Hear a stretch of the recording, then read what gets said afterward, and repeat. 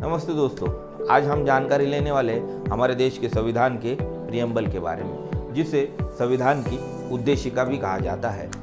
और देखने वाले कि हमारे संविधान का प्रियम्बल क्या कहता है और संविधान का प्रियम्बल किसने लिखा और संविधान का प्रियम्बल को हमारे संविधान की आत्मा क्यों कहा जाता है। इन सारी चीज़ों की जानकारी आज हम और आप इस वीडियो में लेने वाले हैं। और मैं सुमित खंडीदोड़े फिर एक बार आपका स्वागत करता हूँ आपके अपने चैनल SKN इन्फोटेक।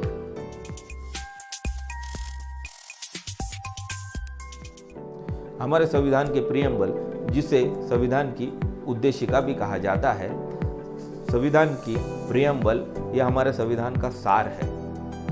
उद्देशिका संविधान के मूल तत्वों को दर्शाती है, जैसे कि समता, स्वतंत्रता, न्याय, बंधुत्व, समाजवाद और लोकतांत्रिक गणराज्य। तो चलिए विस्तार से देखते हैं हमारे संविधान की उद्देशिका। हम भारत के लोग भारत को एक संपूर्ण प्रभुत्व संपन्न, समाजवादी, पंथ निरपेक्ष, लोकतांत्रिक गणराज्य बनाने के लिए तथा उसके समस्त नागरिकों को सामाजिक, आर्थिक और राजनीतिक न्याय, विचार, अभिव्यक्ति, विश्वास, धर्म और उपासना की स्वतंत्रता, प्रतिष्ठता और अवसर की समानता प्राप्त करने के लिए तथा इन सभी में व्यक्ति की गरिमा और राष्ट्र की एकता और अखंडता सुनिश्चित करने वाली बंधुत्वता बढ़ाने के लिए दृढ़ संकल्पित होकर इस संविधान सभा में आज तारीख 26 नवंबर 1949 को इस संविधान को अंगीकृत, अधिनियमित और आत्मप्रीत करते हैं। तो दोस्तों, ये था हमारा संविधान की प्रियम्बल।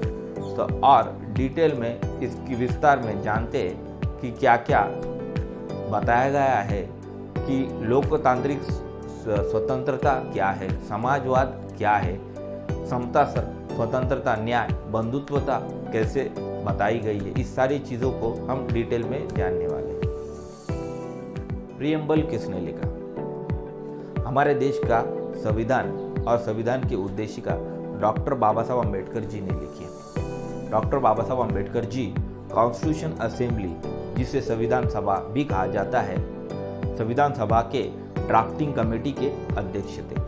संविधान सभा ने ड्राफ्टिंग कमेटी को संविधान लिखने की या ड्राफ्ट करने की रिस्पॉन्सिबिलिटी दी थी। तो डॉक्टर बाबा साहब अम्बेडकर लिखित संविधान और संविधान की उद्देशिका इस भारत के लोगों को स्वतंत्रता, समता, न्याय और बंधुत्वता देती है और लोकतांत्रिक गणराज्य समर्पित करती है। प्रियम्बल भारत को एक संपूर्ण प्रभुत्व संपन्न, समाजवाद, पंथ निरपेक्ष और लोकतांत्रिक गणराज्य घोषित करता है, जिसे डेमोक्रेसी भी कहा जाता है।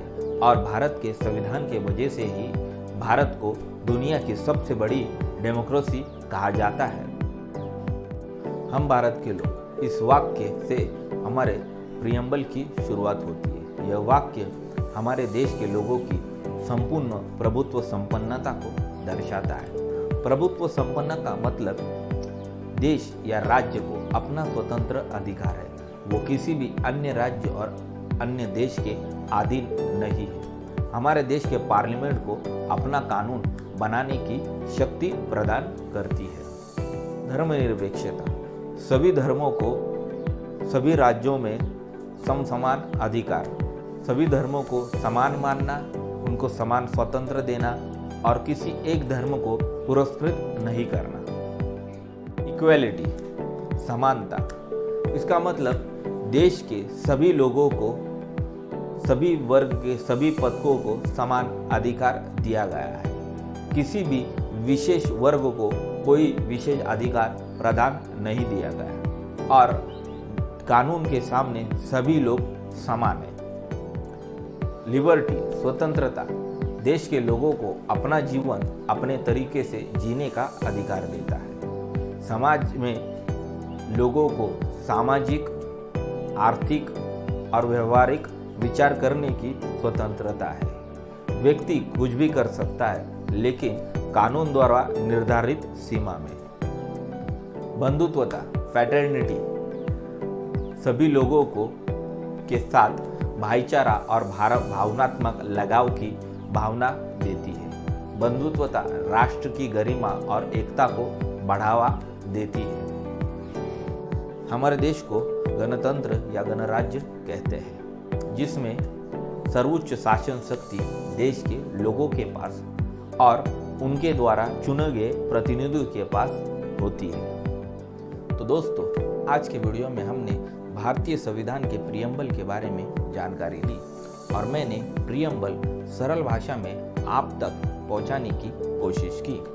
हमारा संविधान हमें समता, स्वतंत्रता, न्याय और बंधुत्वता इन मूल तत्वों को सिखाता है और यही समता हमें हमारे भारतीय सैनिकों में और क्रीड़ा क्षेत्र में भी दिखाई देती है। अन्य कई क्षेत्रों में भी दिखाई देती है, जहां भिन्न भाषा के भिन्न प्रांत के लोग एक होकर हमारे देश के विकास के लिए कंट्रीब्यूट करते हैं। इसी कारण हम डॉक्टर बाबा साहब अम्बेडकर जी को फादर ऑफ इंडियन कॉन्स्टिट्यूशन कहते हैं, chief architect of Indian constitution और आधुनिक भारत के निर्माता भी कहते हैं। हम सबको प्राउड फील करना चाहिए, सौभाग्यशाली समझना चाहिए कि हमारा भारत का संविधान डॉक्टर बाबा साहब अम्बेडकर जी ने लिखा, क्योंकि डॉक्टर बाबा साहब अम्बेडकर जी की गिनती विश्व के विद्वानों में की जाती है।